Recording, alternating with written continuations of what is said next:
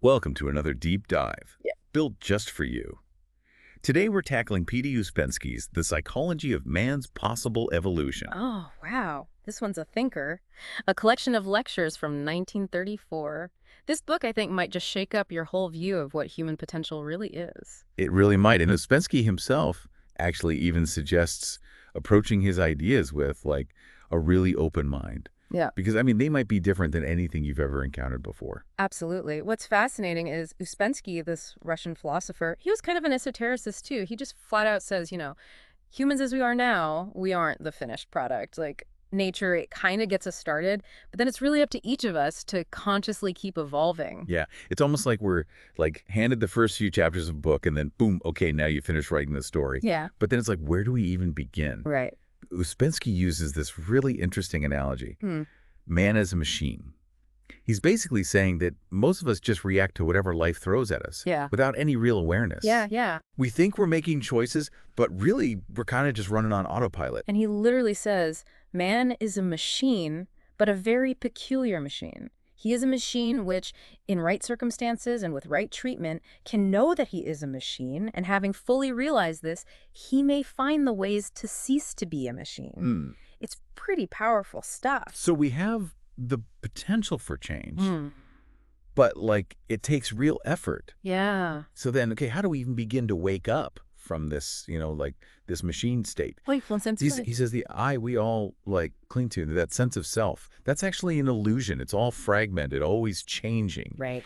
He even includes, like, a diagram in the book. It's a grid with all these little boxes, and they each represent these different I's that just kind of take over at different times. Mhm. Have you ever felt like that inner conflict, like that feeling of not having a solid, unified self? Oh, totally. I think that's actually a really classic sign of our mechanical nature. Yeah. And to escape it, Ouspensky says we need to really grasp the concept of different states of consciousness. He describes four of them: sleep, waking consciousness, self-consciousness, and objective consciousness. Okay. And most of us, we spend our lives kind of just flitting between sleep and waking consciousness, Right. and we just assume that's all there is. But he's saying, hold on a second. Yeah, it's like we think we're fully aware just because we're awake, right? Yeah. And Ouspensky's saying, no, hold on. That's just the bare minimum operating level.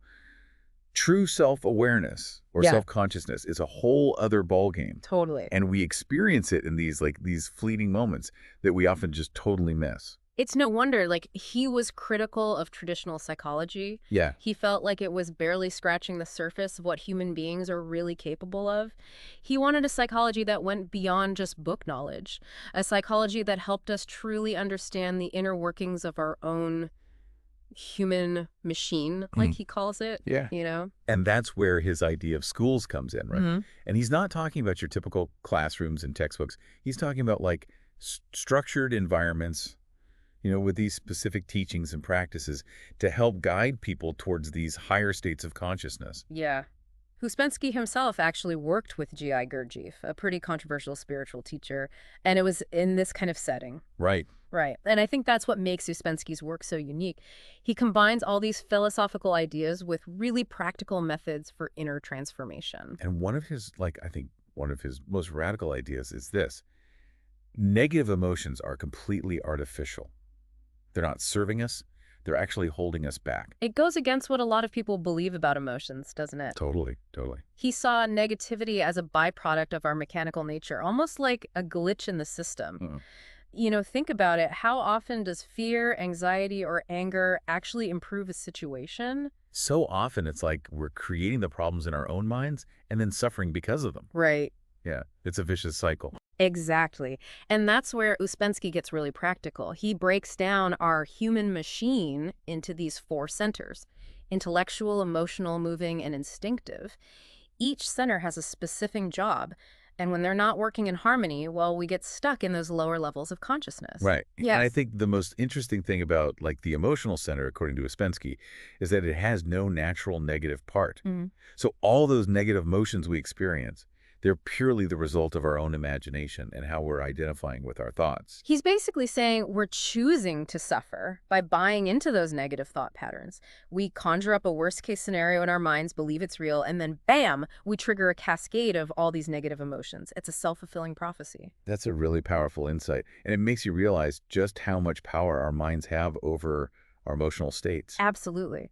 And that's why Ouspensky placed so much emphasis on learning to observe our emotions without getting swept away by them. We need to create some distance between ourselves and those emotional reactions so we can actually choose how to respond instead of just blindly reacting. It's like hitting the pause button on those automatic responses. Exactly. Yeah. And he also believed that, like, we often just let the emotional center run wild, interfering with the other centers. Right. He suggests that the emotional center, when it's functioning properly, is actually much faster than even the instinctive center. But when it's caught up in negativity, it creates this kind of chaos in our inner world. Okay, so if the emotional center is capable of such speed and power, what does it look like when it's working in a positive way? What are we missing out on? That's a great question. And it leads us into a deeper discussion of how each of these centers operates, both individually and in relation to one another. Okay, so are we ready to explore that further? Let's dive into the specifics of how these centers actually work. All right, let's do it. Okay, so we've kind of established that these four centers, like intellectual, emotional, moving, and instinctive, they're really key to understanding Ouspensky's whole idea about human evolution. But how do they really actually work? You know what I mean? Right. Like, what does it even look like when they're functioning the right way? Yeah, and what happens when they're out of whack? That's really the crux of it, isn't it? Yeah. Ouspensky believed that observing these centers in ourselves, that's like the first step to waking up from that kind of mechanical state we were talking about. Right. It's like you become a scientist of your own inner world. Ooh, I like that. Okay, so let's put on our lab coats and start experimenting. First up, the intellectual center. What's its primary function? What does it do? Well, the intellectual center is really responsible for, all of our thinking, reasoning, analyzing things, Making sense of the world around us? Yeah, making sense of the world, solving problems, learning new things. But like all the centers, Ouspensky points out that there's like a positive and a negative side to how it functions. We talked about the negative side, the formatory apparatus, which is Mhm. full of cliches and ready-made opinions. It's like our mental autopilot, right? Just repeating what we've heard before without really thinking for ourselves. Right. It's like a tape recorder almost. So what does the positive side of the intellectual center look like? What would that be? Well, the positive side is like what we would call critical hunching. Okay. It's the ability to think clearly, logically, and objectively. Right. It's what allows us to, see things from all these different perspectives, to weigh evidence, and then come to our own conclusions. So it's about engaging with information actively rather than just passively absorbing it. Exactly. And Ouspensky believed that that formatory apparatus thing was actually a major obstacle Right. to developing this kind of critical thinking. He felt like, so many people were just stuck in these pre-programmed thought patterns that they weren't really capable of even seeing the world clearly. It's like being trapped in a mental echo chamber where you only hear the same ideas over and over and over again. That's a great analogy. Yeah. And Ouspensky believed that this was especially true when it came to studying psychology. Oh, interesting. Yeah, he felt like a lot of those traditional psychological theories, they were actually based on these same limiting assumptions. And therefore didn't accurately reflect the true potential of the human being, what we're actually capable of. So he was calling for a more radical, Yeah, a more expansive way of looking at things exactly. to understanding the human mind. Precisely. And that's where his, system, what he sometimes called the fourth way, Right. that's where it came in. He was proposing a whole new way of thinking about psychology, a way that went beyond these limitations, and just embrace this possibility of conscious evolution. Okay, so we need to engage our intellectual centers more actively, learn to think critically, be open to new ideas. Yeah, for sure. Got it. But what about the other centers? Let's talk about the moving center. What's its role in all of this? Oh, the moving center is fascinating because it's almost like a bridge Okay. between our inner world and the outer world. Right. It's responsible for all of our physical actions and movements, and it also plays a crucial role in how we interact with the environment around us. So it's not just about moving our bodies through space, Yeah. right? It's Yeah. about how we actually engage with the physical world around us. Exactly. And Ouspensky believed that the moving center was often overlooked Hmm. or just taken for granted. He felt like, so many people were so focused on their thoughts and their emotions Right. that they weren't paying attention to like how their bodies were moving, Right. and how those movements were actually impacting their experience of the world. That makes sense. Yeah. We're often so caught up in our heads that we just lose touch with Right. our physicality. Yeah, precisely. And he pointed out that the moving center is capable of like incredible precision Wow. and skill when it's properly developed. Like think of, like a really skilled athlete or a dancer or a musician. Yeah. Like their moving centers are operating at a very high level, allowing them to perform these really complex movements Right. with grace and ease. So it's about more than just basic functionality. Totally. It's about cultivating a level of like mastery over our physical bodies. Exactly. And he believed that working on the moving center, it was actually essential for Mhm. developing self-consciousness. Like Yeah. by paying attention to our movements, becoming more aware of like, our physical habits and our patterns, Yeah. we can actually start to see ourselves, more objectively. It's like we become a witness to our own like physical actions. Precisely. And from that place of witnessing, like we can start to make more conscious choices Hmm. about how we move and how we interact with the world. Interesting. So in a way, the moving center can act as a bridge between our internal and external worlds. Yeah. Like it's a point of connection between our thoughts and emotions and their physical actions. That's a great way to put it. Yeah. Yeah, and Ouspensky believed that like this connection, it was essential for our evolution. Mm. He felt like, too many people were living in a state of disconnect. Oh, yeah. Their minds and their bodies just operating on these like completely different wavelengths. So he's advocating for a more like integrated approach to life. Yeah. One where we're not just thinking about things, Yeah, but also putting those thoughts into action. exactly. And he believed that the moving center could be a powerful tool for transformation, Like by working on our physical habits, by becoming more conscious of our movements, All right. we can actually start to change our inner state as well. Okay, so we've talked about the intellectual center and the moving center. Now let's tackle the instinctive center. What's its role in this whole intricate system? Oh, the instinctive center is fascinating too. It's fascinating because it operates mostly Right. beneath the level of consciousness. Hmm.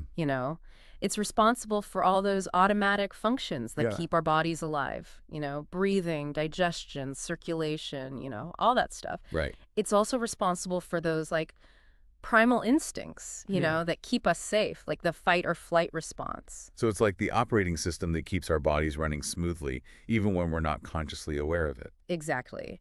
And Ouspensky believed that the instinctive center was like a source of great wisdom. Oh, wow, that's interesting. Yeah, he felt that our instincts were often more reliable Hmm. than our thoughts or emotions, actually, when it came to navigating the world But we override our instincts all the time, don't we? all the time. Yeah, like we let our thoughts and emotions like talk us into doing things that we know deep down aren't good for us. Right, exactly. And Ouspensky believed that this was a huge problem. Yeah. He felt like so many people were just so disconnected from their like instinctive wisdom Right. that they were actually making choices that were harmful, Right. to themselves or to others. So how do we reconnect with that instinctive wisdom? How do we learn to like trust our gut feelings again? He suggests that the first step is just like becoming more aware Of of our them. physical sensations, Yeah. Our bodies are constantly sending us signals, Right. but we're often just like so distracted we don't even notice them, Right. Yeah. So by paying attention to our breath, or like the sensations in our stomach, Right. the way our bodies feel when we're in different environments, we can kind of start to tune back into that instinctive wisdom. It's like learning to listen to our bodies again. Exactly. And as we do that, we start to like develop this deeper sense of trust in ourselves. We realize that, our bodies are actually pretty wise and they're always trying to guide us towards what's really best for us. Okay, so we're starting to see how these three centers, intellectual, moving, and instinctive, like how they all work together. Yeah. But what about the emotional center? Where does it fit into all of this? Ah, yes, the emotional center. Ouspensky believed that this was both our greatest potential and our greatest challenge. Oh, wow. Yeah. He felt like it was capable of like these incredible heights of love, compassion, creativity, Right. but it was also like the source of so much of our suffering, because of those negative emotions that we were discussing. Right. He even went so far as to say that someone whose center of gravity was in negative emotions, like, couldn't be considered sane. Right. That's a pretty bold statement. Yeah, it is. Yeah. But he was adamant that as long as we were dominated by negative emotions, true evolution was just like not possible. He felt like those negative emotions were like this virus, Right. infecting our entire system Right. and just preventing us from like reaching our full potential. So how do we eradicate that virus? Like, how do we free ourselves from the grip of these negative emotions? That's where Ouspensky's ideas about self-observation and Yeah. non-identifying, those become really crucial. Right. He believed that by becoming more aware of our emotional patterns, by learning to observe those negative emotions without getting like swept away by them, Right. we could start to actually weaken their hold over us. It's like learning to see those negative emotions as just passing clouds rather than like identifying with them as our true selves. Exactly. And he believed that as we did that, something really remarkable would start to happen. He felt like the emotional center, when it was free from the grip of negativity, could actually become a source of incredible, like, joy, creativity, love. So it's not about becoming an emotionless robot. No, not at all. Right. It's about transforming our emotional landscape, Yeah. shifting our center of gravity from negativity to positivity. Precisely. Yeah. And he believed that this transformation was like essential for our evolution. He saw the emotional center as like the key Okay. to unlocking our full potential as human beings. Okay. So we're starting to see like bigger picture here. These four centers, they're not just isolated compartments. Yeah. They're interconnected. They're interdependent. Yeah. And like the key to our evolution lies in learning to work with them consciously, harmonizing their functions, and freeing ourselves from the grip of that negativity. You got it. And Ouspensky believed that this work was best done like within the context of a school, a Right. structured environment with like a teacher who could provide that guidance and support. But even if we don't have access to a school, we can still apply these principles in Right. our own lives, No, it's not about like finding some magical external solution. It's about taking responsibility for our own evolution. Exactly. And that's what makes Ouspensky's work so relevant even today, I think. He's offering us a roadmap, to awaken from that sleepwalking state Mhm. and step into our full potential as conscious beings. And it's a challenging path for sure, Right. but the rewards are like immeasurable. All right, so we've laid a solid foundation, I think, for understanding these four centers. But there's still so much more to uncover in Ouspensky's work. Oh, yeah, definitely. And in the next part of our deep dive, we'll explore like the Q&A section of the book, That's right. where Ouspensky himself addresses some of the like most common questions and challenges that people face on this path of conscious evolution. Like getting a personal coaching session from the master himself. Totally. It's going to be good. I can't wait to delve into those insights. Yeah, me too. Until then, keep observing those centers at work within you and see what you discover. Yeah, see what comes up. Yeah. We'll be back soon for the final part of our deep dive into P.D. Ouspensky's The Psychology of Man's Possible Evolution. Okay, so we're back for the last part of our deep dive into P.D. Ouspensky's The Psychology of Man's Possible Evolution. It's Q&A time. Yeah, we've gone through like his core ideas about, human potential and this whole path to conscious evolution. Right. And now we get to hear Ouspensky like address questions directly from his students. Which is really cool. Which I think is really exciting. Yeah, it's like we're getting this glimpse into his mind as he applies these concepts to like real life situations. Totally. And remember, these were given like in 1937. Yeah, Just a few years before his death, so we're kind of hearing some of his like later, more mature thoughts. absolutely. Okay, so let's dive into the Q&A. One of the first questions is actually about the existence of schools. Mhm. One student asks, do people who study the system work only for themselves, or do they work for other people? Oh, that's a good one. Like, what does Ouspensky say to that? He brings up, those 3 lines of work we discussed earlier: self-study, working with others, and working for the school itself. Right. He emphasizes that in a real school, like all 3 of those are essential, not just one or the other. So it's not like just a selfish pursuit. Right. Like our individual evolution is actually tied to the evolution of others and the school as a whole. Exactly. He's very clear about that. And he also points out, like, these lectures, they're good, they're a good introduction to the system, Yeah. but they don't actually constitute a school in and of themselves. Right, because a real school requires like a much, much deeper commitment, Yeah, for sure. structure, and guidance from a teacher. Exactly. And speaking of teachers, another question that comes up is actually about Ouspensky's relationship with Gurdjieff. Mm. There's definitely some curiosity about why they parted ways. Yeah, I'd be curious about that too. After all their collaboration, what caused the split? Like, what happened? Well, Ouspensky is, like, pretty direct in his answer. He acknowledges that, he learned a huge amount from Gurdjieff. Right. And that Gurdjieff's work was important, especially, like, at the beginning. He even refers to him as Mr. G to maintain some anonymity, I guess. Okay, but what were the, like, specific issues that led to the separation? Well, Ouspensky felt that Gurdjieff started to give too much authority to his students. Okay. And he felt like that created, like, a dependency Right. that could actually hinder their development. Ouspensky believed that true evolution requires individuals to, like, take responsibility Right. Become self-reliant. for their own growth. Exactly. Right. And that relying too much on a teacher could just become a crutch. Yeah. So it's about finding that balance between, like, guidance and self-reliance. Right. We need support, but we also need to learn to, like, walk on our own 2 feet. Yeah, exactly.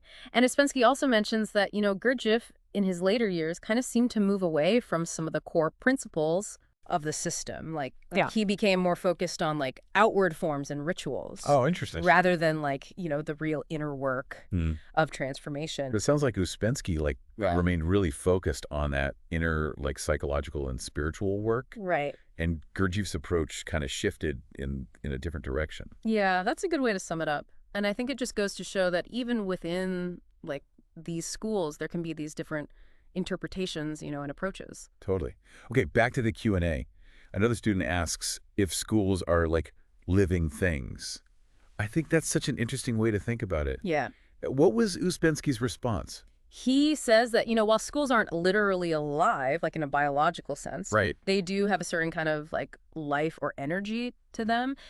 This energy, he says, it can be felt by the people who are a part of it. So it's like a collective energy Yeah. that emerges from like the group and its shared intention. Exactly. And he says that energy, it can be really powerful, and it can support, like, the growth and the evolution of the individuals within the school. However, he also warns that, like, schools can die Oh, wow. if the conditions that sustain them are Right. no longer present. What kind of conditions? Well, it could be, like, external factors, like war or political upheaval or something like that. Right. Or it could be internal factors, like the school losing its focus or, like, deviating from the core principles of the work. So it's like a delicate ecosystem Yeah. that needs to be really like carefully tended. Yeah. Both the teacher and the students have this responsibility to like keep it alive and thriving. Absolutely. Okay, moving on. There's a question about the different levels of being Okay. that are possible for humans. Right. And one student asks, like, how to progress from one level to the next. Ouspensky, like, uses these numerical designations with like man number 1 representing like the average person, still asleep in this mechanical state. Yeah. And then higher numbers signifying like these increasing levels of consciousness and evolution. Right. And he's really clear that there's like a vast difference between man number 1, who's just driven by their personality, and someone who has like attained a higher level, who's marked by self-consciousness and inner unity. Right. So how do we bridge that gap? Well, Ouspensky stresses that it's not just, like, a matter of willpower or Yeah. positive thinking. It requires, like, systematic work within a school under the guidance of a teacher who has already, like, traversed the path.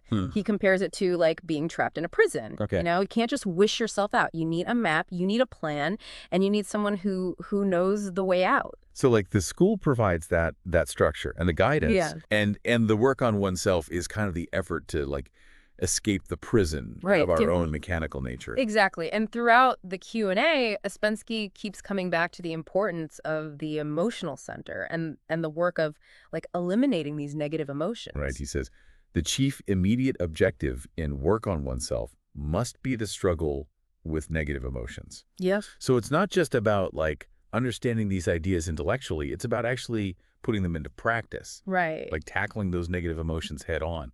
Absolutely. He's adamant that, like, as long as we're dominated by Right. those negative emotions, our centers can't really function the right way. Right. And true evolution is impossible.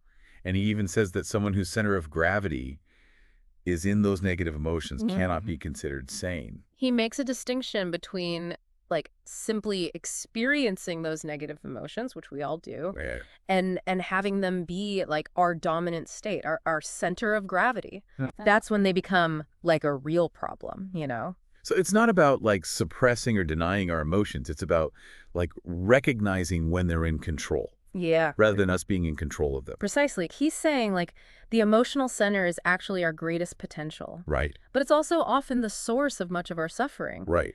And here's, like, a really fascinating point. He says that, like, true positive emotions are actually completely different from just ordinary, Oh, wow. pleasant emotions. Mhm.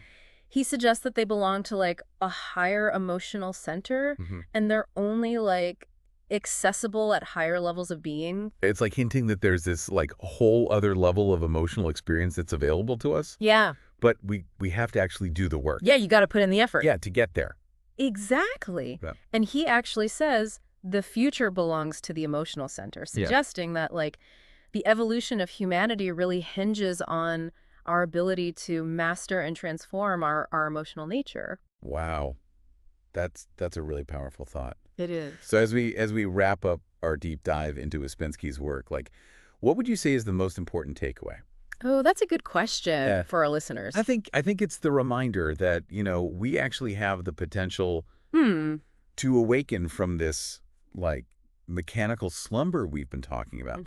We're not like doomed Right. to live in this reactive state, just driven by our personalities and our Yeah. negative emotions. Mm. There's like a path to freedom, to conscious evolution, Right. but it requires, effort, understanding, and a willingness to like challenge ourselves. And that path begins with self-observation. Yeah. Right. With just becoming aware of our mechanical nature Right. and recognizing the forces that are actually controlling us. Right. It's about paying attention, noticing those patterns, and starting to really like question them. Hmm. And maybe, just maybe, this deep dive, it's planted a little seed, I hope so. For some of our listeners, a seed that might one day blossom into, like, a genuine desire for change or a longing for something more. I think that would be amazing Yeah. because, as Ouspensky reminds us, like the possibility for evolution, it lies within each and every one of us. That's right. It's a lifelong journey, but it's a journey worth taking. Absolutely. Well, thanks for joining us on this deep dive, everybody. Yeah. Thanks for listening.